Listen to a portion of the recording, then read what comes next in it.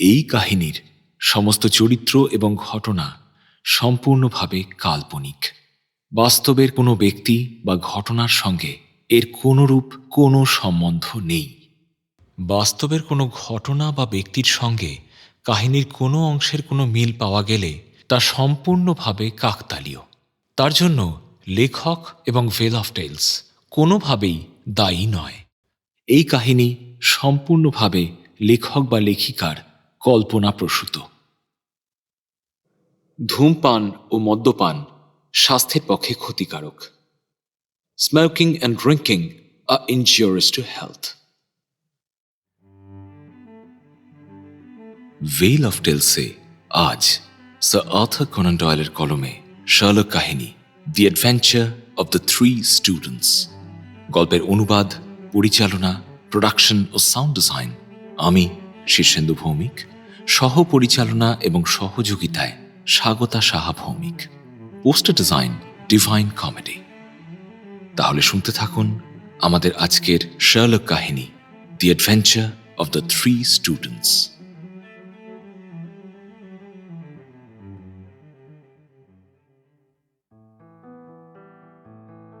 1895 সালের বেশ কিছুটা সময় নানান কারণে আমাকে আর বন্ধুবর শার্লক হোমসকে কাটাতে হয়েছিল আমাদের দেশের প্রসিদ্ধ এক ইউনিভার্সিটি টাউনে। সে সমস্ত ঘটনা নিয়ে এখানে অবতারণা করা নিষ্প্রয়োজন। তবে যে কাহিনী আজ বলবো তা ঘটেছিল এই সময়ে। সঙ্গত কারণেই ইউনিভার্সিটি টাউনের নাম আমি এখানে উল্লেখ করব না, এমনকি যে কোনো প্রতিষ্ঠানের নামও আমি উল্লেখ করব না। একান্ত প্রয়োজন হলে ছদ্মনাম ব্যবহার করব। বদলে যাবে সংশ্লিষ্ট চরিত্রদের নামও, তবে তাতে মূল কাহিনীর পটভূমিতে কোনো পরিবর্তন ঘটবে না। আমার এই সাবধানতা অবলম্বন করার উদ্দেশ্য একটাই, কোনো রকম কেচ্ছা বা স্ক্যান্ডাল ছড়ানো থেকে বিরত থাকা।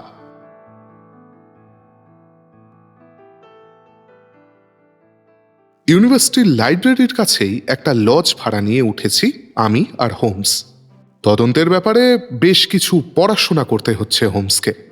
পড়াশোনা বলতে সে একেবারে রীতিমতো গবেষণা। সেই কারণেই যদিও আমাদের এখানে আসা। এমনই এক সন্ধেবেলায় আমাদের সাথে দেখা করতে এলেন আমাদেরই এক স্থানীয় বন্ধু মিস্টার হিলটন সোমস। এই ইউনিভার্সিটির তত্ত্বাবধানেই রয়েছে সেন্ট লিউক কলেজ, সেখানেই অধ্যাপনা করেন হিলটন। হোমসের কাজের ব্যাপারে যার পরনাই সাহায্য করছেন ভদ্রলোক। লম্বা একহারা চেহারা। ভদ্রলোক এমনিতে খুব মিশুকে হলেও খেয়াল করেছি সবসময় কেমন যেন নার্ভাস হয়ে থাকেন। বুঝেছিলাম ওর স্বভাবই অমন। কিন্তু আজ যখন এসে আমাদের লজের ঘরে ঢুকলেন তখন তার মুখের বিভ্রান্তির মাত্রা দেখে যথেষ্ট খটকা লাগলো। বুঝলাম খুব গুরুতর কিছু একটা ঘটেছে। সোফায় বসে ভদ্রলোক বললেন, মিস্টার হোমস, আপনাকে অনুরোধ করব, আপনার এই মূল্যবান সময় থেকে মাত্র কয়েকটা ঘন্টা আমাকে দিন। আজ আমাদের কলেজে এমন একটা ঘটনা ঘটেছে যেটা আমাকে খুবই চিন্তায় ফেলে দিয়েছে। ভাগ্যিস আপনি এখন এখানে আছেন, তাহলে আমি সত্যিই দিশেহারা বোধ করতাম। হোমস বলল, কিন্তু আপনি তো জানেন মিস্টার সোমস যে আমি কি পরিমাণ ব্যস্ততার মধ্যে দিন কাটাচ্ছি। এই অবস্থায় অন্য কিছু মাথায় নেওয়া আমার পক্ষে অসম্ভব। আমি বলবো আপনি পুলিশের দ্বারস্থ হন। আরে মশাই, সেটা করার কোনো উপায় নেই বলেই তো এমন ব্যস্ততার মধ্যেও আপনাকে বিব্রত করতে বাধ্য হলাম আমি। পুলিশে গেলেই ব্যাপারটা পাঁচকান হয়ে যাবে। যে কোনো মর্মে এই স্ক্যান্ডালটা আটকাতে হবে আমাদের। আর সেটা পারবেন একমাত্র আপনি। আমি অনুরোধ করছি মিস্টার হোমস, আমাকে একটু সাহায্য করুন। হোমস এমনিতে বেজায় ঘর কোনো মানুষ। বেকার স্ট্রিটের ঘরে বইপত্র, বেহালা, কেমিক্যাল যন্ত্রপাতির মাঝে হগছালো জীবনটাতেই সে বড় খুশি থাকে। তাই বাড়ি ছাড়লেই বাবুর মেজাজ গরম হয়ে যায়। এখনো ওর সেই রকমই অবস্থা। মিস্টার সোমসের নাছোড়বান্তা আর্জিতে তাই সে একরকম নিমরাজি হলো। বেশ, বলুন শুনি কি ব্যাপার।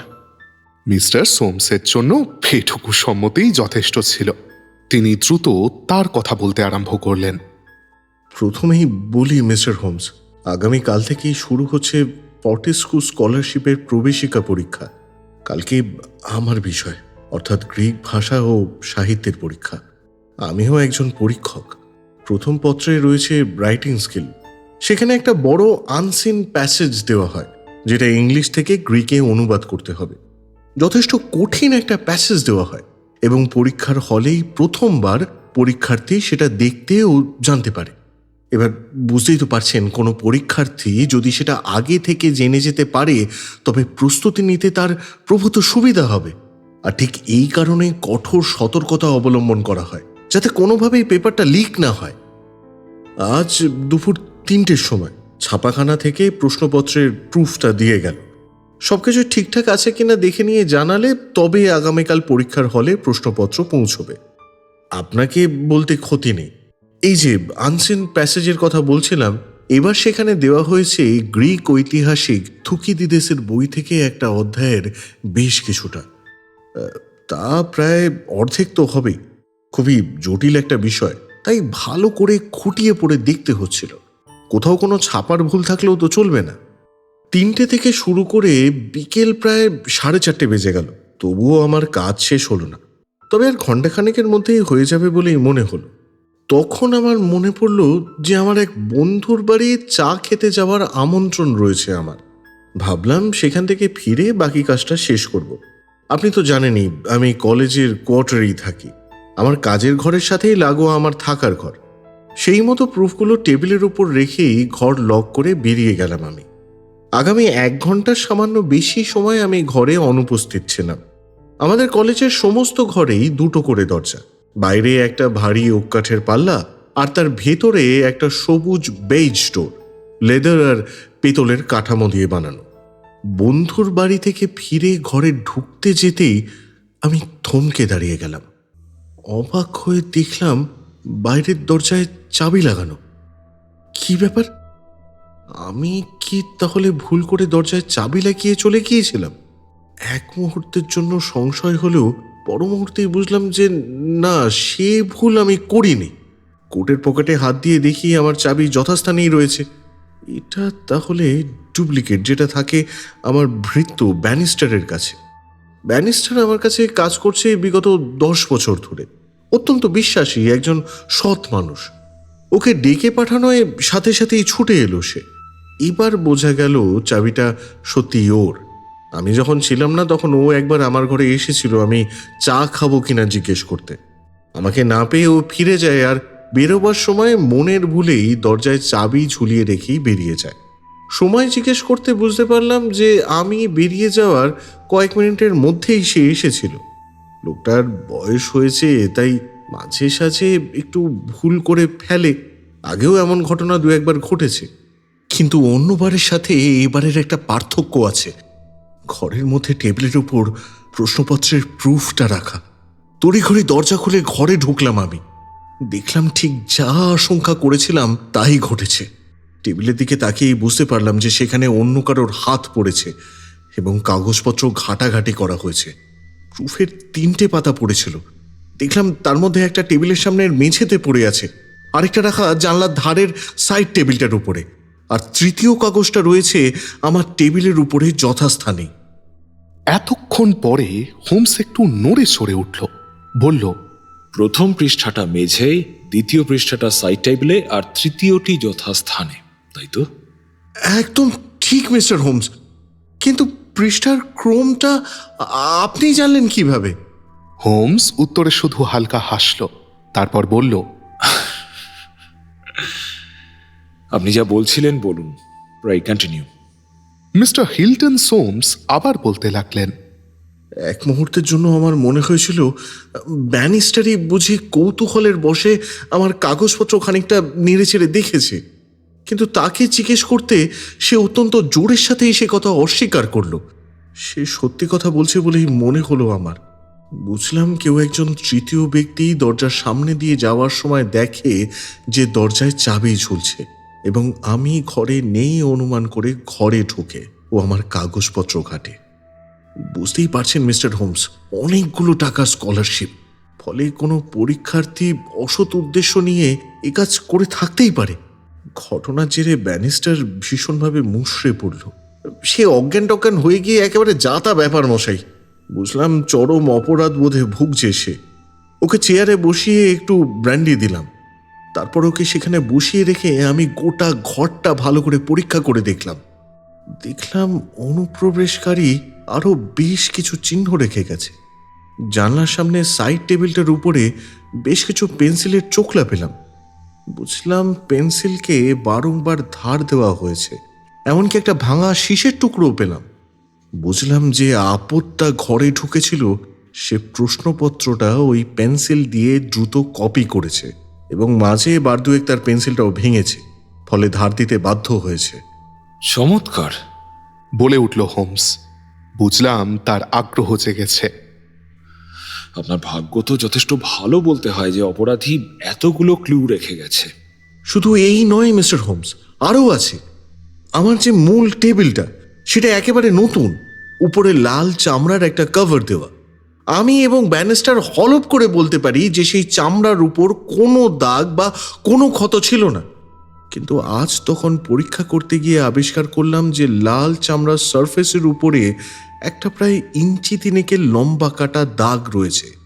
আঁচড় নয়, পুরো ডিপ করে কাটা, অনেকটা ব্লেড দিয়ে টানলে যেমন হয় তেমনটা। আর শুধু তাই নয়, টেবিলের উপরে একটা ছোট্ট মাটির দলা রয়েছে, কালচে এঁটেল মাটির বল।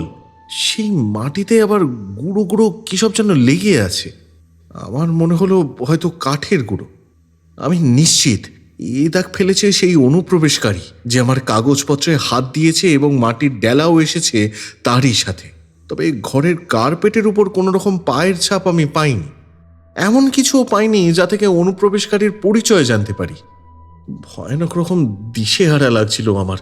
হ্যাঁ, ঠিক তখনই আপনার কথা মনে পড়লো আর ছুটতে ছুটতে এইখানে এসে উপস্থিত হলাম আমি। আমাকে প্লিজ সাহায্য করুন মিস্টার হোমস। আমার অবস্থাটা তো বুঝতেই পারছেন।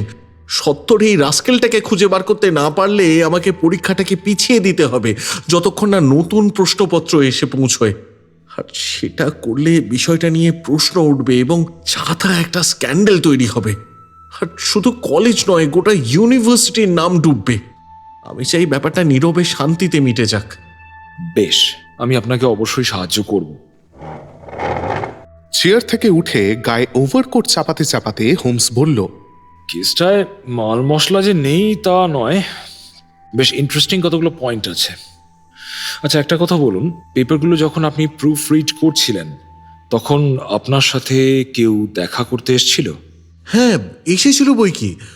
দৌলত রাজ, আমাদের কলেজেরই একজন আবাসিক ছাত্র, ভারতীয় বংশোদ্ভূত। সে এসেছিল পরীক্ষার বিষয়ে আমায় কিছু কথা জিজ্ঞাসা করতে। আমার কোয়ার্টারের উপরেই ছাত্রদের হস্টেল, ও ওখানেই থাকে। তখন ও কি ঘরের ভেতর ঢুকে এসেছিল? হ্যাঁ, আর কাগজগুলো তখন টেবিলের ওপর আপনার সামনেই রাখা ছিল? ছিল, তবে খোলা অবস্থায় নয়, রোল করে পাকানো ছিল। তখনও আমি কাজ শুরু করিনি। তো সেই রোল দেখে কি কেউ সেগুলোকে প্রশ্নপত্রের প্রুফ হিসেবে চিনতে পারবে? তা পারতেও পারে। ঘরে তখন আপনি ছাড়া আর কেউ ছিল? আগে না। প্রুফগুলো যে আসবে সেটা আপনি ছাড়া আর কেউ জানতো? না, শুধু আমি আর ছাপাখানার কর্তৃপক্ষ। আর আপনার ভৃত্য ব্যারিস্টার? না না, একেবারেই নয়, তার জানার তো কথাই নয়। আচ্ছা, এই ব্যারিস্টারকে এখন কোথায় পাওয়া যাবে? ওর যা অবস্থা, ওকে তো এই অচৈতন্য অবস্থায় সেই চেয়ারেই রেখে চলে এসেছি। আমার মাথা ঠিক নেই এখন। সে কি, তার মানে তো দরজা এখনো খোলা? ভয় নেই, আমি প্রশ্নপত্র ড্রয়ারে লক করে রেখে এসেছি। বেশ, সেক্ষেত্রে তো মনে হচ্ছে অনুপ্রবেশকারী নেহাত কাকতালীয়ভাবেই প্রশ্নপত্রগুলো আবিষ্কার করে ফেলেছে এবং সুযোগ বুঝে সেগুলোকে কপি করে নিয়েছে। তবে অবশ্যই যদি ওই ভারতীয় ছাত্রটি কাগজের রোল দেখে চিনতে পেরে না থাকে। আমারও সেই রকমই মনে হচ্ছে। বেশ, চলুন তাহলে যাওয়া যাক। ওয়াটসন, এ তো তোমার মনের মতন কেস কিছু নয়, নাথিং ফিজিক্যাল, পুরোটাই মনস্তাত্ত্বিক ব্যাপার স্যাপার। তবে চাইলে যেতে পারো। যাবে? চলো। বেশ, চলুন মিস্টার সোমস।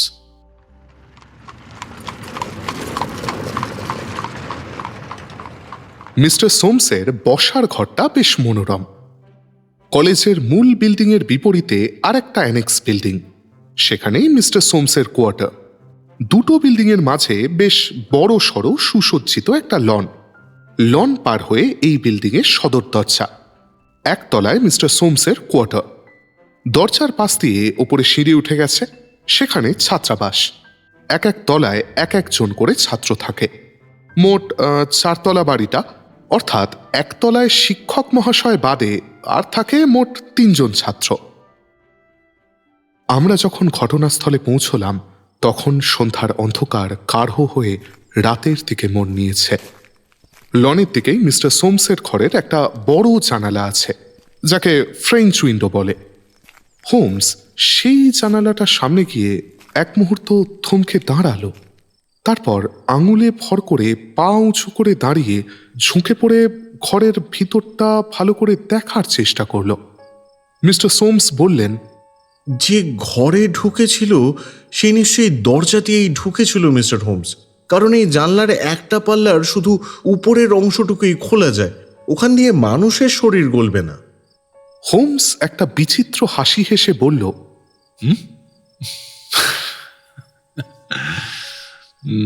ডিয়ার মি, এখানে তো তবে কিছুই দেখার নেই। চলুন ভেতরে যাওয়া যাক। সদর দরজার তালা খুলে মিস্টার সোমস আমাদের নিয়ে ভিতরে ঢুকলেন। ঢোকার মুখেই হোমস আগে ভালো করে ঘরের কার্পেটটা পরীক্ষা করল। না, কার্পেটে কোনো দাগ বা ছাপ নেই। এরকম শুকনো খটখটে দিনে অবশ্য তেমনটা আশাও করা যায় না। ঘর বন্ধ, ঘরে কেউ নেই। তার মানে আপনার ভৃত্য ব্যানিস্টার ইতিমধ্যেই সুস্থ হয়ে উঠেছে। আপনি বলেছিলেন যে আপনি ওকে একটা চেয়ারে বসিয়ে রেখে গিয়েছিলেন। কোন চেয়ারটা বলুন তো? এই তো জানলার পাশের চেয়ারটায়। মানে এই ছোট সাইড টেবিলের কাছের চেয়ারটায়? আচ্ছা, বেশ, ঠিক আছে। আগে সাইড টেবিলটাই তাহলে পরীক্ষা করি। তবে কি ঘটেছে সেটা পরিষ্কার। অনুপ্রবেশকারী ব্যক্তি ঘরে ঢোকে এবং বড় সেন্ট্রাল টেবিল থেকে এক এক করে কাগজগুলো তুলে দেখতে থাকে। তারপর সে একটা পৃষ্ঠা নিয়ে চলে আসে এই সাইড টেবিলে, কারণ সামনেই জানালা। সেখান দিয়ে লন পার হয়ে কেউ এদিকে আসছে কিনা তা সে স্পষ্ট দেখতে পাবে এবং বেগতিক দেখলেই চম্পট দেবে। মিস্টার সোমস বললেন, কিন্তু mister Holmes, as a matter of fact তার কিন্তু আমাকে দেখতে পাওয়ার কথা নয়, কারণ ফেরার সময় আমি কলেজের মূল ফটক দিয়ে না ঢুকে পাশের ওই ছোট গেট দিয়ে ঢুকেছি, আর সেখান থেকে এই ঘরে আসতে হলে অন্য একটা দিক দিয়ে আসতে হয়, এই জানলার সামনে দিয়ে নয়। ও আচ্ছা, দ্যাটস গুড। তাহলে ধরে নিতে হবে যে অনুপ্রবেশকারীর উদ্দেশ্য ছিল এখান থেকে আপনাকে দেখতে পাওয়া, কারণ সে তো আর জানতো না যে আপনি কোন দিক দিয়ে কলেজে ঢুকবেন। আচ্ছা, এবার এই প্রশ্নপত্রের পৃষ্ঠা 3টে পরীক্ষা করা যাক। আঙ্গুলের ছাপ না, নেই। তাহলে প্রথমে সে প্রথম পৃষ্ঠাটা নিয়ে এখানে আসে, তারপর সেটাকে দ্রুত কপি করে। কতক্ষণ লাগতে পারে কপি করতে? তাও তো প্রায় 15 মিনিটের কম নয়। তারপর সে ওই কাগজটা মেঝেতে ফেলে দিয়ে দ্বিতীয় পৃষ্ঠাটা তুলে নেয় এবং একইভাবে কপি করতে শুরু করে। সম্ভবত সে যখন এই পৃষ্ঠার মাঝামাঝি সেই মুহূর্তে সদর দরজার বাইরে সে আপনার পায়ের শব্দ পায় এবং অত্যন্ত তড়িঘড়ি তাকে এই ঘর থেকে বেরিয়ে যেতে হয়।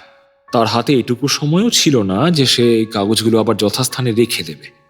আচ্ছা, আপনি ঘরে ঢোকার আগে বা পরে সিঁড়ির দিক থেকে কোনো রকম পায়ের আওয়াজ পেয়েছিলেন? না তো, তেমন তো কিছু মনে করতে পারছি না।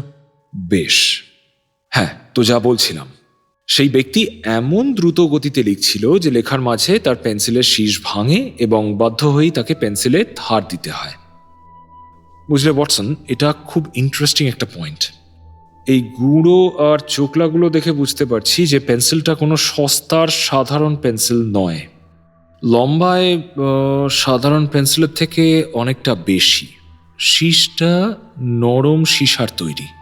পেন্সিলটা গাঢ় নীল রঙের, তার উপর রূপোলি অক্ষরে প্রস্তুতকারকের নাম লেখা। কাটাকাটির পর পেন্সিলটার আর ইঞ্চি 1.5 মতো অবশিষ্ট আছে বলে আমার ধারণা। এরকম একটা পেন্সিলের খোঁজ করুন মিস্টার সোমস। যার কাছে পাবেন সেই হলো আপনার অপরাধী। ও আর হ্যাঁ, একই সাথে খোঁজ করবেন একটা বড় ভোঁতা ছুরির। সেটা দিয়েই ওই পেন্সিলে ধার দেওয়া হয়েছে। হোমসের দেওয়া অনর্গল তথ্যের ভিড়ে মিস্টার হোমসের প্রায় ডুবে যাওয়ার জোগাড়। কোনো রকমে তিনি বললেন, আপনার সমস্ত কথাই আমি বুঝতে পারছি মিস্টার হোমস, কিন্তু পেন্সিলের দৈর্ঘ্যটা আপনি কিভাবে কি বুঝছেন? হোমস পেন্সিলের ছাড়ানো অংশগুলোর একটা তুলে দেখালো। দেখলাম একটা কোণায় লেখা NN, তারপর খানিকটা ফাঁকা নীল অংশ। ইয়ে মানে আমি তো এখনো কিছু ভায়া ওয়াটসন, তোমার প্রতি এতকাল আমি সত্যিই বড় অবিচার করে এসেছি। এখন দেখছি তুমি একমাত্র এমন ব্যক্তি নও যে একবারে কোনো কিছু বুঝতে পারে না। দেয়ার আর আদার্স, অন্যান্যরাও আছেন। হোমসের কথায় মিস্টার হোমস বড়ই অপ্রস্তুত হয়ে পড়লেন। লজ্জায় তার চোখ মুখ লাল হয়ে উঠল। আমিও বিব্রত বোধ করলাম। হোমস মাঝে মাঝে সহসা এমন সব কথাবার্তা বলে বসে যে লোক সমাজে আমাকে লজ্জায় পড়তে হয়। হোমসের অবশ্য সেদিকে খেয়াল নেই, সে এক মনে বলেই চলেছে। এই যে লেখা NN, এর মানে কি? দেখেই বোঝা যাচ্ছে এটা কোনো শব্দের শেষ দুটো অক্ষর, কারণ তারপরে দেখুন অনেকটা ফাঁকা নীল অংশ রয়েছে। এবার এটা তো নিশ্চয়ই জানেন যে পেন্সিল প্রস্তুতকারকদের মধ্যে এমন নাম একটাই আছে, ইয়োহান ফেইবার। তাহলে স্পষ্টই বোঝা যাচ্ছে যে পেন্সিলটা ইয়োহান ফেইবার কোম্পানির। এই পেন্সিল অন্যান্য কোম্পানির থেকে অনেকটা বেশি লম্বা হয়, আর নামের এতখানি কাটা হয়ে গেছে যখন, তখন আর ওরকম ইঞ্চি দেড়ে কি বাকি থাকে। এবার বুঝতে পেরেছেন আশা করি। এইবার টেবিলটাকে একটু কাত করে ইলেকট্রিক আলোর তলায় ধরল হোমস। ভালো করে টেবিলের তলাটা পরীক্ষা করে বলল, ভাবছিলাম যে কাগজটায় প্রশ্নপত্রটা কপি করা হয়েছে সেটা পাতলা হয়ে থাকলে টেবিলের ওপর একটা ছাপ বা দাগ পড়তে পারে, কিন্তু না, সেরকম কিছু তো দেখতে পাচ্ছি না। এখানে আর কিছু পাওয়া যাবে বলে তো মনে হচ্ছে না। আচ্ছা, এবার দেখব বড় সেন্ট্রাল টেবিলটা, যেটায় বসে মিস্টার সোমস কাজ করছিলেন। ও আচ্ছা, এই হলো আপনার সেই কালচে মাটির দলা। এটার আকারটা দেখেছেন? গোল কিন্তু নয়, বরং কিরকম একটা পিরামিড আকৃতি। ভেতরটা দেখছি ফাঁপা। আপনি ঠিকই বলেছেন, এই মাটিতে কাঠের গুঁড়ো মেশানো আছে। Dear me, this is interesting.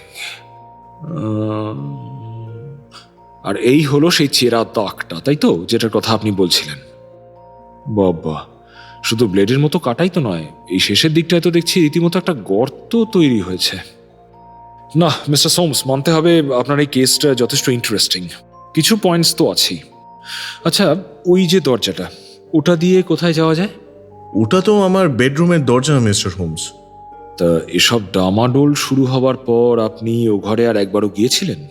না মিস্টার হোমস, আমি এই ঘর থেকেই সোজা আপনার কাছে গেছি। বেশ, ঘরটা একবার দেখতে পারি? স্বচ্ছন্দে মিস্টার হোমস, আসুন আসুন। ঘরটা খুলেই আমাদের ঘরে ঢুকতে আহ্বান করলেন মিস্টার সোমস। হোমস বলে উঠল, বাহ, চার্মিং, মনোরমভাবে সজ্জিত আপনার ঘর মিস্টার সোমস। বহুদিন পর এমন সুন্দর সাবেকি ফ্যাশনে সাজানো ঘর দেখলাম। Wonderful. Thank you mister Holmes. আচ্ছা দাঁড়ান, আমি আগে একবার মেঝেটা পরীক্ষা করে নিই। না, কিছু নেই। আচ্ছা, ওই যে পর্দাটা, ওটা কি সবসময় ওরকমভাবে টানাই থাকে? হ্যাঁ মিস্টার হোমস, আসলে এই ঘরে বড় ওয়ার্ড্রব বা ক্লজেট রাখার কোনো জায়গাই নেই, তাই আমার কোটগুলো এই পর্দার পেছনে হুক দিয়ে ঝোলানো থাকে। বুঝলাম, কিন্তু জায়গাটা কিন্তু যে কারো লুকিয়ে থাকার পক্ষে আদর্শ। সরু জায়গা, লম্বা পর্দা, সামনের খাটটাও বেশ নিচু। কথাটা বলেই চকিতে পর্দাটা একপাশে সরিয়ে দিল হোমস। এক মুহূর্তের জন্য তার শরীরে একটা ক্ষিপ্র সতর্কতার ছাপ যেন ফুটে উঠল, যেন সে আশা করেছিল যে অবশ্যই কেউ ওখানে লুকিয়ে আছে, যদিও কাউকেই পাওয়া গেল না। দেওয়ালের হুকে হ্যাঙ্গার দিয়ে ঝোলানো 3-4টে স্যুট। এবার সেই অংশের মেঝের দিকে চোখ পড়তেই থমকে গেল হোমস। আরে আরে, এটা কি? সে নিচু হয়ে জিনিসটা হাতে তুলতেই দেখলাম তার হাতে একটু আগে পাশের ঘরে দেখা ওই পিরামিড আকৃতি মাটির দলার মতো অবিকল আরেকটা ঢেলা। সেটা ভালো করে দেখে নিয়ে হোমস বলল, আপনার অতিথি তো দেখছি আপনার বাইরের ঘরের পাশাপাশি আপনার বেডরুমেও নিজের উপস্থিতির চিহ্ন ছেড়ে গেছেন। কিন্তু মিস্টার হোমস, এখানে তার কি প্রয়োজন ছিল? এখানে তো আর কোনো প্রশ্নপত্র নেই। এটা তো পরিষ্কার মিস্টার সোমস, আপনি তার কুকীর্তির মাঝেই আচমকা ফিরে আসেন। আর আপনি যেহেতু অন্য গেট দিয়ে ঢুকেছেন, ফলে আপনি একেবারে সদর দরজার সামনে এসে পড়ার আগে পর্যন্ত কিন্তু সে কিছুই টের পায়নি। তাহলে তখন তার কি করণীয়? হাতের কাছে নিজের যা যা ছিল তা তুলে নিয়ে সে ঢুকে আসে আপনার এই বেডরুমে, আর ঠিক এইখানে গা ঢাকা দেয়। গুড গ্রেসিয়াস মিস্টার হোমস, আপনি বলতে চাইছেন বাইরে যতক্ষণ আমি ব্যানিস্টারের সাথে ছিলাম সেই পুরো সময়টা রাস্কেলটা এইখানে লুকিয়েছিল? মানে আদতে আমার ঘরেই বন্দি ছিল? আমার বুদ্ধিতে তো তাই বলে। কিন্তু মিস্টার হোমস, ব্যাপারটা তো অন্যভাবেও ঘটে থাকতে পারে। বেডরুমের ওই জানলাটা দেখুন। হুম, 3 পাল্লা জানালা, সীসার ফ্রেম, একজন মানুষ অনায়াসে ঢুকে পড়তে পারে। এক্স্যাক্টলি। এবার দেখুন, বাইরের কোয়ার্টারটা কিন্তু এই জানলা দিয়ে আংশিকভাবে স্পষ্ট দেখা যায়। এবার এমনটা কি হতে পারে না যে অনুপ্রবেশকারী এই পথ দিয়ে ঢুকেছে, তারপর নিজের কাজ ছেড়ে সদর দরজা খোলা পেয়ে সে সেই পথেই বেরিয়ে গেছে? আর আপনি তখন সেই দরজারই বাইরে দাঁড়িয়ে আছেন। এটা কি আজব থিওরি দিলেন মিস্টার সোমস। হয়তো আমরা সময়টাই ভুল ভাবছি। হয়তো সে অনেক আগেই পালিয়েছে, আমার আসার মুহূর্তে নয়।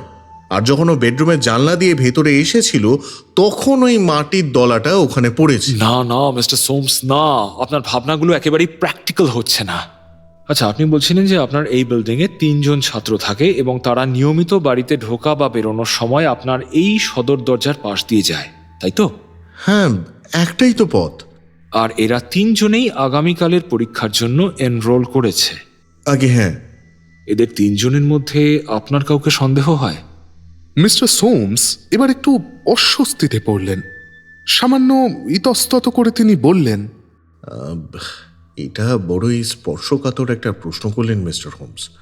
কোনো প্রমাণ ছাড়া কারোর উপর সন্দেহ করাটা বোধহয় নীতিগত দিক থেকে ঠিক হবে না, বিশেষ করে যেখানে আমি এদের শিক্ষক। দেখুন, আপনার কথা আমি বুঝতে পারছি, কিন্তু আমাকে বলতে তো কোনো বাধা নেই। আমি প্রমাণ ঠিক খুঁজে বার করে নেব। আপনি বলুন। It's just between the 2 of us. Oh sorry, 3 of us. আচ্ছা বেশ, তাহলে আগে 3 জন ছাত্র ও তাদের গতিবিধি সম্পর্কে আপনাকে একটু বলে নি। দোতলায় আমার ঘরের ঠিক ওপরের ঘরে থাকে মিস্টার গিলক্রিস্ট। ভালো মেধাবী ছাত্র, আবার তেমনই ভালো অ্যাথলিট। কলেজের ক্রিকেট আর রাগবি টিমে নিয়মিত খেলে, পাশাপাশি হার্ডেল রেস আর লং জাম্পের বাৎসরিক চ্যাম্পিয়ন সে। স্মার্ট এবং নম্র ব্যবহার। ওর বাবা ছিলেন ডার্কশাইটের স্যার জেবেজ গিলক্রিস্ট। দুর্ভাগ্যবশত রেসের মাঠে জুয়ার নেশায় নিজের সর্বস্ব খোয়ান ভদ্রলোক। আমাদের ছাত্রের আর্থিক অবস্থা তাই এখন বড়ই সঙ্গীন। খুব পরিশ্রমী ছেলে। ও ছেলে জীবনে উন্নতি করবে বলেই আমার বিশ্বাস। 2nd ফ্লোরে থাকে মিস্টার দৌলত রাশ। ভারতীয় ছেলেটি, শান্ত মেধাবী ছাত্র। সত্যি বলতে আমাদের বেশিরভাগ ভারতীয় ছাত্রই তাই, প্রচুর খেটে পড়াশোনা করে। যদিও গ্রিকে একটু দুর্বল, তবে প্রতিদিনই উত্তরোত্তর উন্নতি করছে সে। খুব নিষ্ঠাবান ছেলে, এও উন্নতি করবে। একদম উপরের তলায় থাকেন মিস্টার মাইলস ম্যাকলার্ড। কলেজের অন্যতম বুদ্ধিমান, ঝকঝকে মেধাবী ছাত্র, কিন্তু চরম খামখেয়ালি আর অলস প্রকৃতির একটি ছেলে। চাইলে সেরা রেজাল্ট করতে পারে, কিন্তু পরিশ্রম করতে তার বড়ই অনীহা। আর কি বলবো, অন্যান্য বদগুণও আছে বই কি। প্রথম বছরেই একটা কেচ্ছায় ফেসে কলেজ থেকে এক্সপেল হতে হতে বেঁচেছে। সারা বছর হেলায় কাটিয়েছে, ফলে কালকের পরীক্ষা নিয়ে হয়তো তার দুশ্চিন্তাই সবচেয়ে বেশি হওয়ার কথা। তাহলে কি তাকেই আপনি সন্দেহ করেন? দেখুন, হলপ করে তো বলতে পারি না, কিন্তু এই 3 জনের মধ্যে এই হলো সবথেকে আদর্শ ব্যক্তি। ঠিক, একদম ঠিক। আচ্ছা, এবার আপনার ভৃত্য ব্যানিস্টারের সাথে একটু কথা বলতে চাই। ব্যানিস্টারের বয়স 50-এর আশেপাশে। দাঁড়িগোফ পরিষ্কার করে কামানো, ফ্যাকাশে সাদা মুখ, গাঢ় বাদামি চুল। দেখেই বোঝা গেল যে সে এখনো ঘটনার জের কাটিয়ে উঠতে পারেনি। গোলগাল মুখখানায় চিন্তার কুঞ্চন, হাতের আঙুলে উত্তেজনার কম্পন। মিস্টার সোমস বললেন, ব্যারিস্টার, আমরা আজকের দুর্ভাগ্যজনক ঘটনার তদন্ত করছি। Yes sir. হোমস বলল, শুনলাম তুমি ভুল করে তোমার চাবিটা দরজায় লাগিয়ে রেখে চলে গিয়েছিলে। আগে হ্যাঁ স্যার। যেদিন ঘরের মধ্যে এমন গুরুত্বপূর্ণ কাগজ রাখা, সেদিনই কিনা তুমি এমন একখানা ভুল করে বসলে ব্যারিস্টার। অত্যন্ত দুর্ভাগ্যজনক ঘটনা স্যার। আমি যার পণ্যায় লজ্জিত। তো স্যার, এমন ভুল কিন্তু আমার আগেও দু একবার হয়েছে। তুমি কখন ঘরে ঢুকেছিলে? 4:30 নাগাদ স্যার। মিস্টার সোমস ওই সময় চা খেয়ে থাকেন। ঘরে কতক্ষণ ছিলে? মুনিপ ঘরে নেই দেখে আমি তৎক্ষণাৎ বেরিয়ে যাই স্যার। টেবিলে রাখা কাগজপত্রে কি তুমি হাত দিয়েছিলে? না স্যার, একেবারেই না। দরজায় চাবিটা ভুলে গেলে কিভাবে? বেরোবার সময় হাতে চায়ের ট্রে থাকায় ভাবলাম যে ট্রেটা কিচেনে রেখে এসে তারপর দরজা বন্ধ করে চাবিটা নিয়ে যাব, কিন্তু কিচেনে গিয়ে তালে গোলে ভুলে গেছি স্যার। বাইরের দরজায় কি অটোমেটিক স্প্রিং লক আছে? না স্যার। তাহলে গোটা সময়টা দরজাটা খোলাই পড়েছিল। আগে হ্যাঁ স্যার। অর্থাৎ কেউ যদি তখন ঘরের ভেতর থেকে থাকে তবে সে দরজা দিয়ে অনায়াসে বেরিয়ে যেতে পারবে। আগে হ্যাঁ। মিস্টার সোমস যখন তোমাকে ডেকে পাঠিয়ে সব ঘটনা জানান, তখন শুনলাম তুমি খুব অসুস্থ হয়ে পড়েছিলে। আগে হ্যাঁ স্যার। অনেক বছর ধরে এখানে কাজ করছি, কিন্তু এমনটা আগে কোনোদিন হয়নি। আমি তো অজ্ঞানী হয়ে গিয়েছিলাম স্যার। বুঝতে পারছি। আচ্ছা, একটা কথা বলো, তুমি যখন অসুস্থ বোধ করেছিলে তখন তুমি ঘরের কোন জায়গাটায় দাঁড়িয়েছিলে? আমি কোথায়? এই তো স্যার, এই যে দরজার সামনে। তাই? তাহলে তুমি এই সামনের চেয়ারগুলোর একটাতেও না বসে ওই সাইড টেবিলের সামনের চেয়ারটাতে গিয়ে কেন বসলে ব্যারিস্টার? হ্যাঁ, জানি না স্যার, মানে অসুস্থ অবস্থায় কোথায় গিয়ে বসেছিলাম সেটাই তো এখন স্পষ্টভাবে মনে নেই। মিস্টার সোমস বললেন, সত্যি ও তখন কিছু ভাবার বা বোঝার অবস্থায় ছিল না মিস্টার হোমস। চোখ টোক উল্টে খুব খারাপ দশা হয়ে গিয়েছিল ওর। হোমস প্রশ্ন করল, তোমার মনিব তোমাকে এখানে রেখে চলে যাবার পর তুমি আর কতক্ষণ ছিলে? বড় জোর 1-1.5 মিনিট হবে স্যার। ব্র্যান্ডি খেয়ে আমি অনেকটা সুস্থ বোধ করি, তারপর উঠে দরজায় তালা দিয়ে নিজের ঘরে ফিরে যাই। তুমি কাউকে সন্দেহ করো? না স্যার, আমার মনে হয় না বা আমাদের এই নামজাদা বিশ্ববিদ্যালয়ে এমন কেউ আছেন যিনি এমন ঘৃণ্য একটা কাজ করতে পারেন। কিন্তু কাজটা কেউ তো করেছে। হ্যাঁ, তা তো বটেই স্যার। খুবই খারাপ একটা ব্যাপার। বেশ, আমার আর কিছু জানার নেই। ধন্যবাদ ব্যারিস্টার, তুমি যেতে পারো। ও হ্যাঁ, আর একটা কথা বলছি, এই ঘটনার কথা তুমি উপরের 3 ছাত্রের মধ্যে কাউকে বলনি তো? না স্যার, কাউকে না। তাদের কারোর সাথে কি তোমার আজ ওই ঘটনার পর কথা বা দেখা হয়েছে? আগে না স্যার। বেশ, তুমি যেতে পারো। মিস্টার সোমস, চলুন আপনার লন আর সংলগ্ন বারান্দাটা একটু ঘুরে দেখি। লনে দাঁড়িয়ে ওপরের দিকে তাকিয়ে আমরা দেখলাম ওপরের 3টে তলাতেই ঘরের জানালায় আলো দেখা যাচ্ছে। হোমস বলল, আপনার 3 পাখি তো বাসাতেই আছে দেখতে পাচ্ছি। ও বাবা, মাঝের জন তো বেশ অস্থির হয়ে আছে বলে মনে হচ্ছে। দেখলাম 3 তলার অধিবাসী ভারতীয় ছাত্রটি ক্রমাগত ঘরের এদিক থেকে ওদিক পায়চারি করে চলেছে। জানালায় তার ছায়া দেখতে পাচ্ছি। হোমস এবার বলল, বলছিলাম আমি একবার এদের ঘরে গিয়ে এদের সাথে কথা বলতে পারলে ভালো হতো। সেটা কি সম্ভব? কোনো অসুবিধা নেই মিস্টার হোমস। এমনিতেও এখানে মাঝে মধ্যেই ইউনিভার্সিটির নানান ভিজিটার্স আসতেই থাকেন। আসুন, আমি নিজেই আপনাদের নিয়ে যাচ্ছি। চলুন। তবে আমাদের নাম আর পরিচয় কিন্তু দেবেন না কোনোভাবেই। বলবেন আমরা আপনার বন্ধু, বিশ্ববিদ্যালয়ে একটি বিশেষ গবেষণার কাজে এসেছি, আর সেই কারণেই এই সৌজন্য সাক্ষাৎ।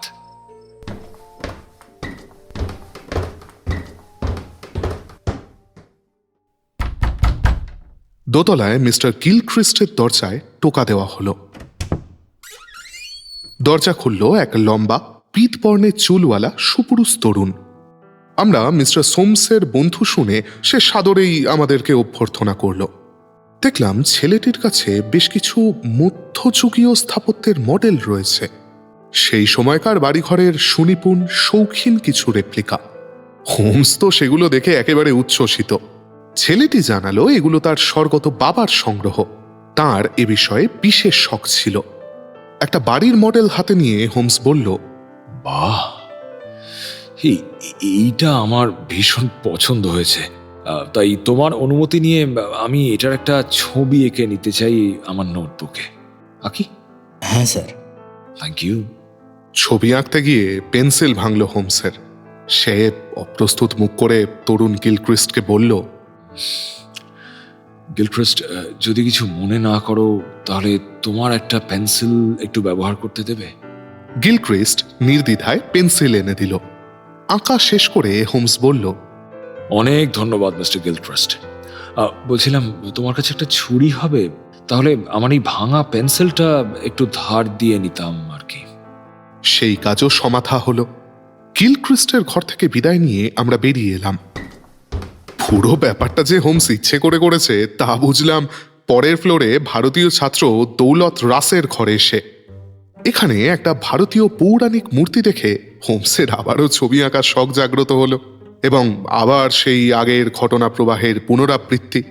বুঝলাম ব্যাটা এই করে সবার পেন্সিল আর ছুরি পরীক্ষা করছে।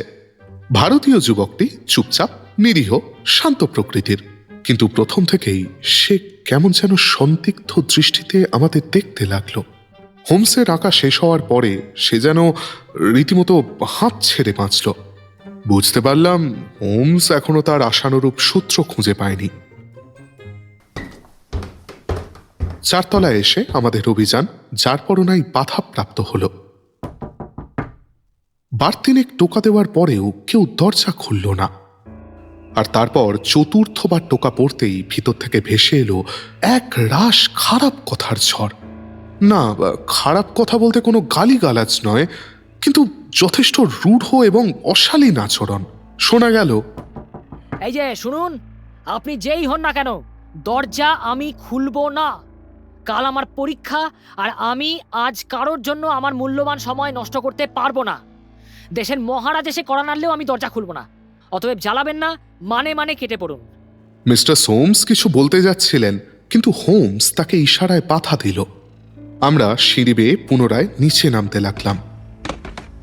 মিস্টার সোমস বললেন, আমি আমি লজ্জিত মিস্টার হোমস। ও ছেলে যে এমন উদ্ধত ব্যবহার করবে আমি বুঝতে পারিনি। আসলে ও বুঝতে পারেনি যে আমি দরজা ধাক্কিয়েছি। তবে মানতে বাধ্য হচ্ছি যে ওর আচরণ খুবই অশালীন ছিল আর খানিকটা সন্দেহজনকও বটে।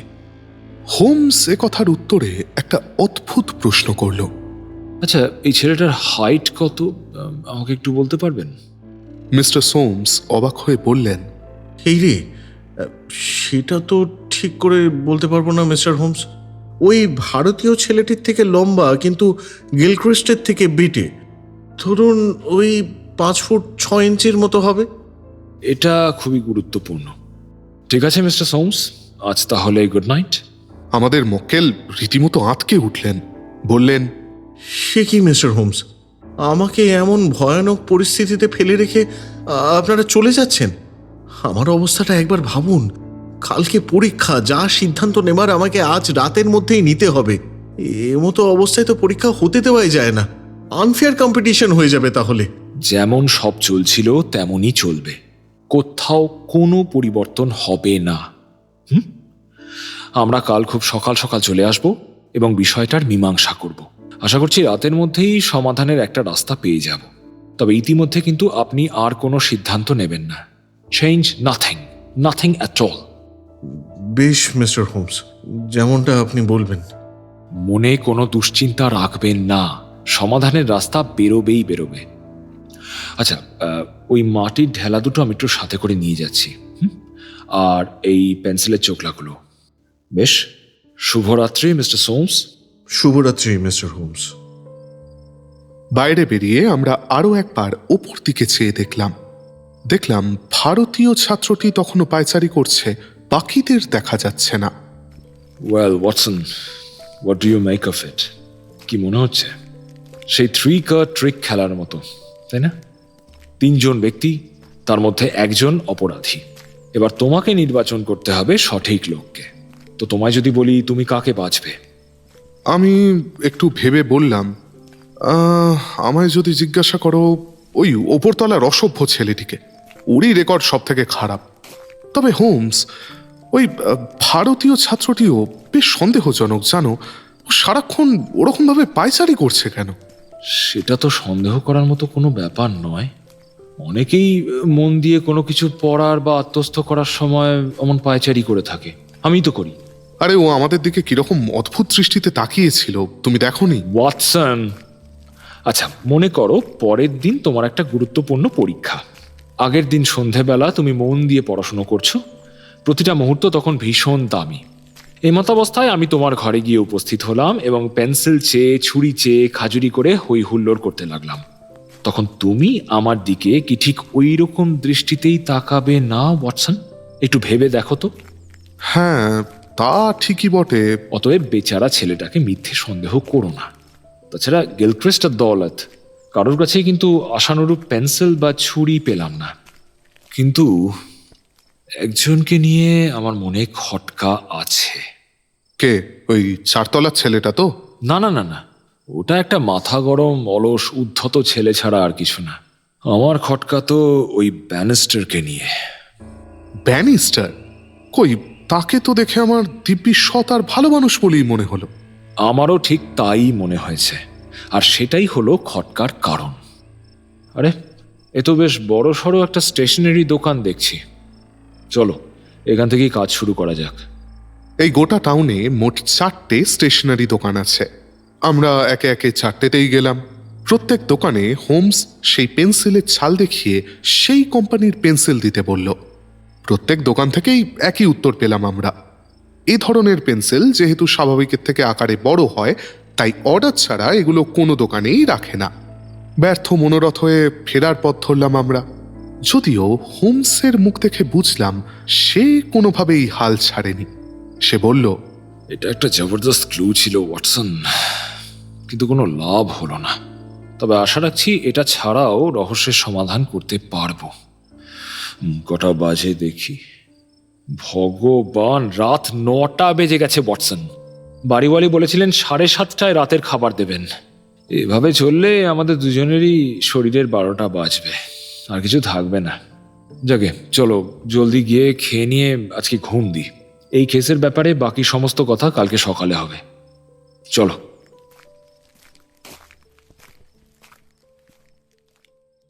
সে রাতে আমাদের আর বিশেষ কথা হলো না। খাবার পরে যে যার ঘরে শুতে চলে গেলাম। তবে পরে শুনেছিলাম হোমস খাবার পর বহুক্ষণ বসেছিল। অনেক দেরি করেই শুতে গেছে সে। পরদিন সকালে ঠিক 8টার সময় হোমস এলো আমার ঘরে। আমি তখন সবে বাথরুম থেকে বেরিয়েছি। হাসি মুখে সে বলল, চলো ওয়াটসন, এবার সেন্ট লিউক্স কলেজে যাওয়া যাক। বলছি, এখন যদি ব্রেকফাস্ট না করি তাহলে চলবে? পরে না হয় কোথাও একটা। হ্যাঁ চলো, কোনো অসুবিধে নেই, চলো। তাড়াহুড়ো করছি এই কারণে যে আমরা পৌঁছাবার আগে অবধি আমাদের বন্ধু মিস্টার সোমস একেবারে উৎকণ্ঠায় কাঁটা হয়ে থাকবেন। যত দ্রুত গিয়ে ওকে কিছু একটা বলতে পারবো ততই মঙ্গল। ও, তার মানে তুমি ওকে বলার মতো কিছু বার করে ফেলেছো? ইয়েস মাই ডিয়ার ওয়াটসন, আমি কেসটা সমাধান করে ফেলেছি। আরে বাস, তাহলে নতুন কোনো প্রমাণ হাতে এসেছে বুঝি? এমনি এমনি কি আর সকাল 6টায় উঠে 5 মাইল হেঁটে এলাম? গত 2 ঘন্টা ধরে সেই প্রমাণ জোগাড়ের কাজই তো করছিলাম। এই দেখো। ডান হাতের মুঠো খুলে আমার দিকে এগিয়ে দিল হোমস। দেখলাম তার হাতে কালকের দেখা পিরামিড আকৃতি মাটির দলা, কিন্তু সংখ্যায় 3টে। আমি অবাক হয়ে বললাম, হ্যাঁ, আরে গতকাল তো 2টো ছিল, এই তৃতীয়টা কোথায় পেলে? এই তো আজ সকালেই পেলাম। আর জেনে রাখো, এই তৃতীয়টা যেখান থেকে পেয়েছি, প্রথম দুটোও সেই একই জায়গা থেকে এসেছে। যাকে এখন চলো বন্ধু সোমসের দুশ্চিন্তার নিরসন করি, তখনই সব জানতে পারবে।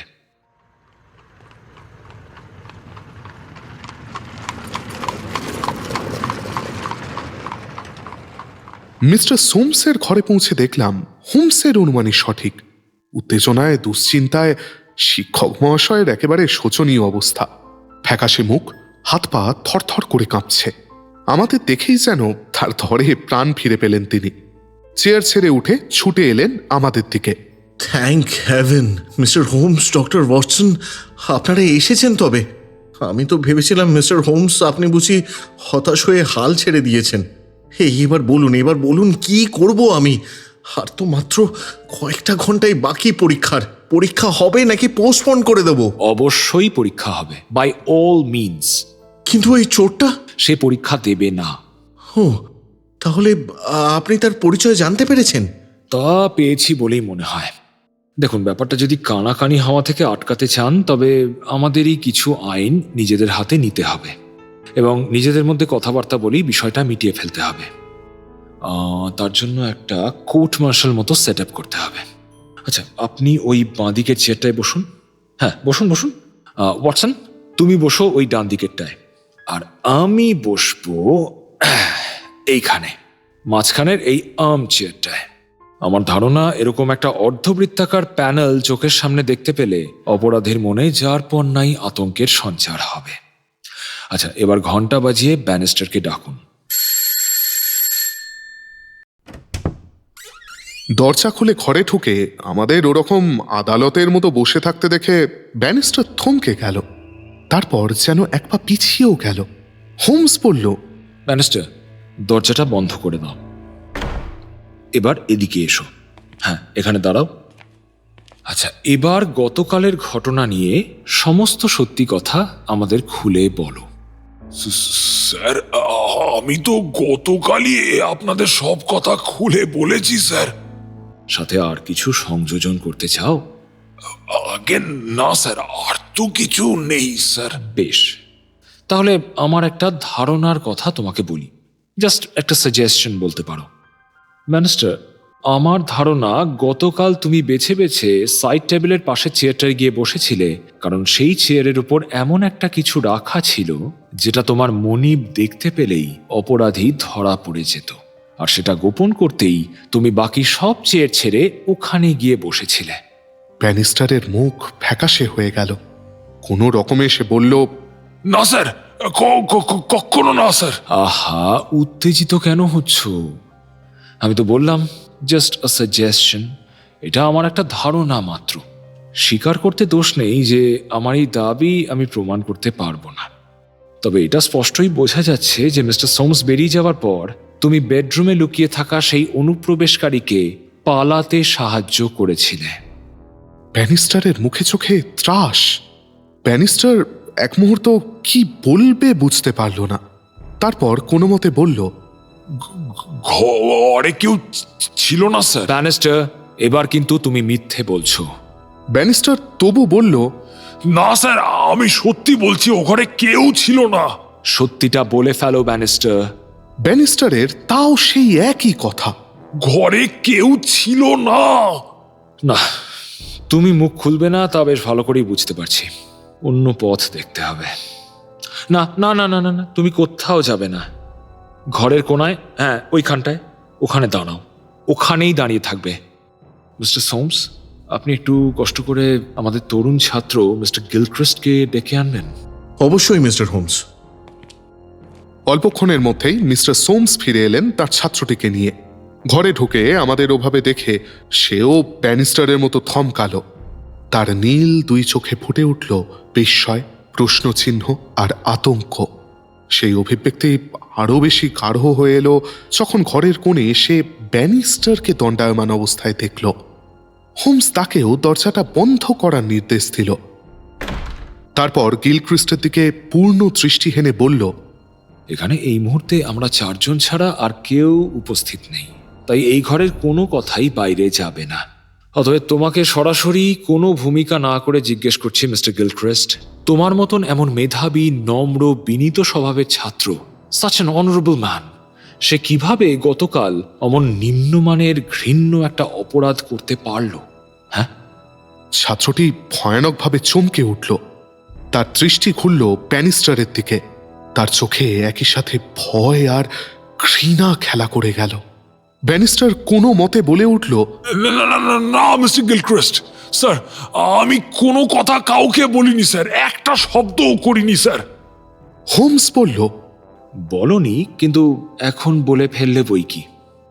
ঘরে থমথমে নৈঃশব্দ। হোমস বলে উঠল, এবার বুঝতেই পারছো গিলক্রিস্ট, ব্যানিস্টারের এই কথার পরে তোমার আর কোনো কিছু লুকোবার উপায় নেই। তাই এটাই ভালো হবে যে তুমি সমস্ত কথা আমাদের খুলে বলো। গিলক্রিস্ট কিছুক্ষণ নিজেকে সামলানোর আপ্রাণ চেষ্টা করল, কিন্তু পারল না। হাঁটু মুড়ে ঘরের মেঝে থপ করে বসে পড়ল সে। তারপর অঝোর কান্নায় ভেঙে পড়ল।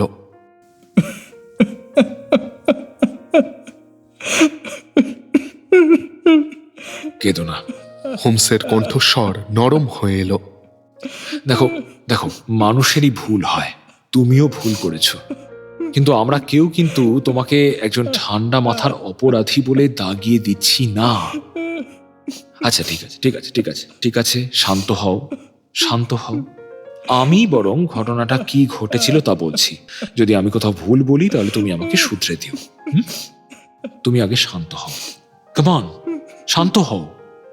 হোমস এবার বলতে আরম্ভ করল, মিস্টার সোমস, যে মুহূর্তে আপনি আমাকে বললেন যে ব্যানিস্টার সহ কারোরই জানার কথা নয় যে প্রশ্নপত্রের প্রুফগুলো আপনার ঘরে আছে, সেই মুহূর্ত থেকেই গোটা বিষয়টা আমার মাথার মধ্যে ধীরে ধীরে একটা পরিষ্কার রূপ নিতে শুরু করলো। আপনি ছাড়া বিষয়টা আর জানতো ছাপাখানা। এবার তাদের ধর্তব্যের মধ্যে আনার কোনো প্রয়োজন নেই, কারণ তারা আপনার ঘরে প্রশ্নপত্র দেখতে আসবেন না। ভারতীয় ছাত্রটিরও কিছু বুঝতে পারার কথা নয়, কারণ সে যখন আপনার ঘরে এসেছিল তখন কাগজগুলো রোল করে রাখা ছিল। অন্যদিকে এতখানি কাকতালীয় একটা ঘটনা ঘটাও প্রায় অসম্ভব যে যেদিন আপনি আপনার ঘরে গুরুত্বপূর্ণ কাগজ রাখলেন সেই দিনই কোনো বহিরাগত আপনার ঘরে ঢুকে পড়ল এবং ভাগ্যক্রমে কাগজগুলো তার হাতে পড়ে গেল। অতএব এটা নিশ্চিত যে অনুপ্রবেশকারী জানতো যে কাগজগুলো আপনার ঘরে আছে, জেনে শুনেই সে ঢুকেছিল। এবার প্রশ্ন হলো, সে জানলো কি করে? আপনার মনে আছে আপনার ঘরে ঢোকার আগে আমি লনে দাঁড়িয়ে আপনার ঘরের জানালাটা পরীক্ষা করছিলাম। আপনি ভেবেছিলেন যে অনুপ্রবেশকারী ওই পথে ঢুকেছে কিনা সেটা আমি বোঝার চেষ্টা করছি, কিন্তু বিষয়টা তা নয়। আমি ভালো করেই জানতাম যে ভরা দিনের আলোয় ওই পথ দিয়ে ঘরে ঢোকা কারোর পক্ষে সম্ভব নয়, কারণ উল্টো দিকের বিল্ডিং থেকে তাকে স্পষ্ট দেখা যাবে।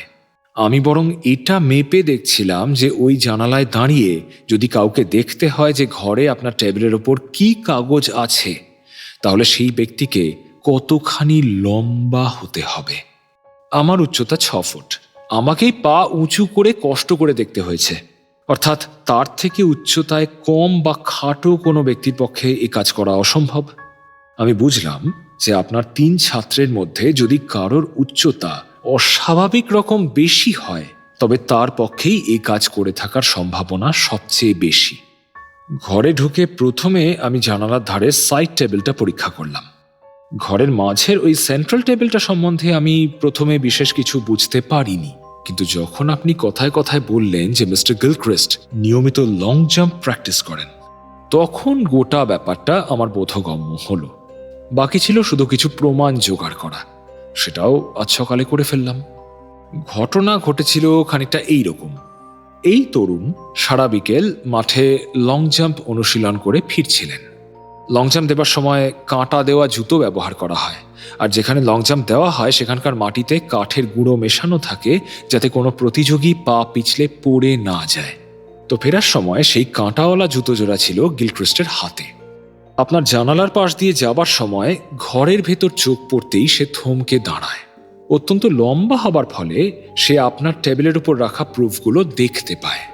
তার ধারণা হয় যে এগুলো নিশ্চয়ই পরের দিনের পরীক্ষার প্রশ্নপত্রের প্রুফ। এই অবধি হলেও কোনো রকম কোনো ক্ষতি হতো না, যদি না আপনার দরজার পাশ দিয়ে যাবার সময় সে দেখতে পেত যে দরজায় চাবি ঝুলছে। ব্যানিস্টারের অবহেলায় সেটাও ঘটে যায়।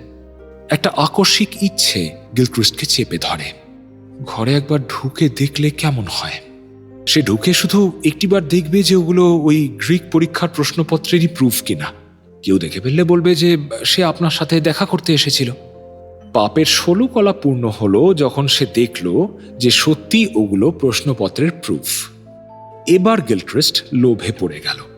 আপনার সেন্ট্রাল টেবিলের ওপর সে তার লং জাম্পের জুতো জোড়া রাখলো। আর জানালার পাশের চেয়ারের উপর কি রেখেছিল গিলক্রিস্ট? আমার দস্তানা জোড়া। অস্ফুটে উত্তর দিল তরুণ গিলক্রিস্ট। হোমসের দৃষ্টি খুলল ব্যানিস্টারের দিকে। তারপর একটা একটা করে পৃষ্ঠা নিয়ে সেগুলো নিজের পকেট নোটবুকে কপি করতে শুরু করলো সে ভেবেছিল যে মিস্টার সোমস ফিরবেন মূল ফটকের দিক দিয়ে, তাই ওই জানালা দিয়ে সে আগে থেকেই তাকে দেখতে পাবে। কিন্তু ভাগ্যবিরূপ, মিস্টার সোমস ঢুকলেন সাইড গেট দিয়ে। সহসা মিস্টার সোমসের উপস্থিতি গিলক্রিস্ট টের পেল সদর দরজার বাইরে। তখন আর পালানোর কোনো পথ নেই। তাড়াহুড়োয় সে নিজের গ্লাভস জোড়া তুলতে ভুলে গেল। টেবিলের ওপর থেকে জুতো জোড়া তুলে নিয়ে সে ছুটে ঢুকে গেল বেডরুমে। আর ঠিক তখনই জুতোর তলার কাঁটার আঁচড়ে টেবিলের লেদার কভারটা ছিঁড়ল।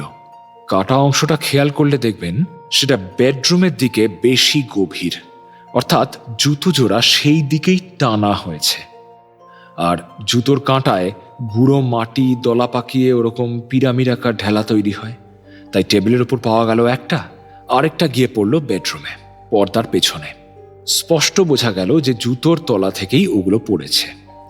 আর আজ সকালে আমি গিয়েছিলাম ওই লং জাম্প গ্রাউন্ডে, সেখানে পেলাম ঠিক ওই রকমই তৃতীয় একটা ঢেলা।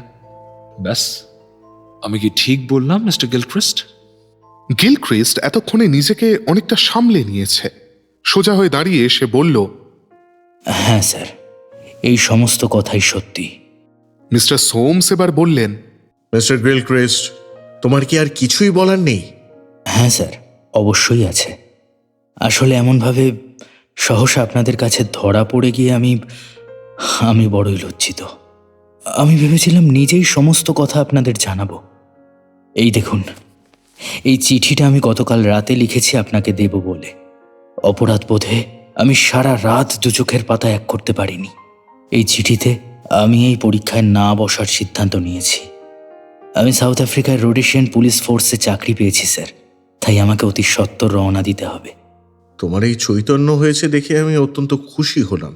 তুমি যে নিজেই নিজের ভুলটা বুঝতে পেরেছো, এটাই সব থেকে বড় কথা। কিন্তু সহসা তোমার এই মানসিক পরিবর্তনটা কেন?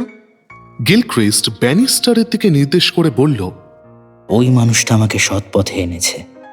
হোমস বলল, নাও ব্যারিস্টার, আর কিচ্ছু গোপন করার বৃথা চেষ্টা করো না। এটা প্রথম থেকেই পরিষ্কার যে তুমি ছাড়া আর কেউ গিলক্রিস্টকে ওই ঘর থেকে বার করতে পারে না, কারণ তুমি ওই ঘরে একা ছিলে এবং তুমি বেরোবার সময় ঘর লক করেছিলে। ঘরের জানালা দিয়ে যদি গিলক্রিস্ট পালাতো তাহলে অবশ্যই কেউ না কেউ তাকে দেখতে পেত, তাই সেটা অসম্ভব। আর আমার ধারণা ওর পেন্সিল আর ছুরিটা তুমি নিয়ে নিয়েছো যাতে ও বিপদে না পড়ে, তাই তো? এবার তুমি শুধু এটা বলো যে তুমি এই যা যা করেছো কেন করেছো? ব্যানিস্টার এবার শান্ত কণ্ঠে বলতে লাগলো, বলছি স্যার, একটা সময় ছিল যখন আমি এই তরুণের স্বর্গত পিতা স্যার জেভিস গিলক্রিস্টের বাড়ির বাটলার ছিলাম বহু বছর। তারপর যখন আমার মনিব সর্বশান্ত হয়ে গেলেন, তখন আমি এখানে এসে এই কলেজে মিস্টার সোমসের কাছে কাজ নিলাম। কিন্তু আমার পুরনো মনিবকে আমি ভুলিনি। দূর থেকে হলেও আমি চেষ্টা করতাম অন্তত তার একমাত্র সন্তানের খেয়াল রাখতে। গতকাল যখন ওই ঘটনার পর মিস্টার সোমস আমাকে ডেকে পাঠান, তখন ঘরে এসে প্রথমেই আমার চোখ পড়ে জানালার পাশের ওই চেয়ারের উপর। আমি দেখেই চিনতে পারি যে ওর ওপর ইয়াং মিস্টার গিলক্রিস্টের হাতের গ্লাভস জোড়া পড়ে আছে। আমার আর কিচ্ছু বুঝতে বাকি থাকে না। মিস্টার সোমস যদি দস্তানা জোড়া দেখে ফেলতেন তাহলে একেবারে সর্বনাশ হয়ে যেত স্যার। ছেলেটার কেরিয়ারটা পুরো শেষ হয়ে যেত। তাই আমি শরীর খারাপের নাটক করে ওই চেয়ারটায় গিয়ে বসে পড়লাম যতক্ষণ না পর্যন্ত মিস্টার সোমস বেরিয়ে গেলেন। তারপরেই বেডরুমের দরজা খুলে বেরিয়ে এলেন আমার ইয়াং মাস্টার গিলক্রিস্ট, আর আমার কাছে সমস্ত অপরাধ স্বীকার করলেন। আমি তখন কি করতাম স্যার? ও ছেলেকে যে আমি আমার নিজের কোলে পিঠে করে বড় করেছি স্যার, ওকে রক্ষা না করে আমি কোথায় যাই? আমি ওকে অনেক করে বোঝালাম যে ও ভুল করেছে এবং এরকম অসৎ উপায় কার্যসিদ্ধি করলে ওর কোনোদিন ভালো হবে না। স্যার, আমি কি ভুল করেছি স্যার? ভুল করেছি? একেবারেই না। একগাল হেসে বলল হোমস। তারপর চেয়ার ছেড়ে উঠে দাঁড়িয়ে বলল, মিস্টার সোমস, মনে হয় আপনার সমস্যার সমাধান হয়ে গেছে। এবার আমাদের অনুমতি দিন বাড়ি ফিরে ব্রেকফাস্ট করব। চলো ওয়াটসন। তারপর গিলক্রিস্টের কাঁধে হাত রেখে সে বলল, আর মিস্টার গিলক্রিস্ট, তোমাকে অনেক অভিনন্দন। আমি নিশ্চিত রোডেশিয়ায় তোমার জন্য এক উজ্জ্বল ভবিষ্যৎ অপেক্ষা করছে। একবার ভুলবশত তুমি অবনতির পথে নেমেছিলে, কিন্তু এবার তুমি উন্নতির চরম শিখরে পৌঁছবে বলেই আমার বিশ্বাস। Best of luck my dear chap.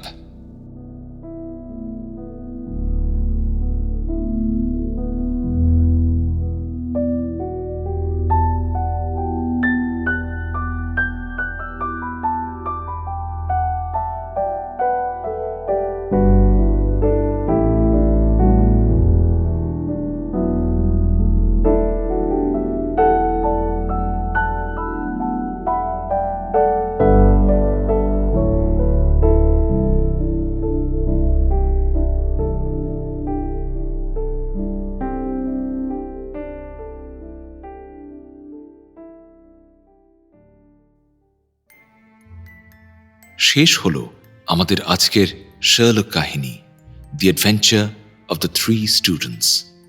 গল্প রচনায় স্যার আর্থার কোনান ডয়েল। গল্পের অনুবাদ, পরিচালনা, প্রোডাকশন ও সাউন্ড ডিজাইন আমি শীর্ষেন্দু ভৌমিক। সহ পরিচালনা এবং সহযোগিতায় Swagata Saha Bhowmik. Poster design divine comedy. গল্প পাঠে তথা ডক্টর ওয়াটসনের চরিত্রে অর্ণব, শার্লক হোমস, ব্যানিস্টার এবং মাইলস ম্যাকলার্নের চরিত্রে আমি শীর্ষেন্দু, হিলটন সোমসের চরিত্রে শুভদীপ এবং গিলক্রিস্টের চরিত্রে প্রভাকর।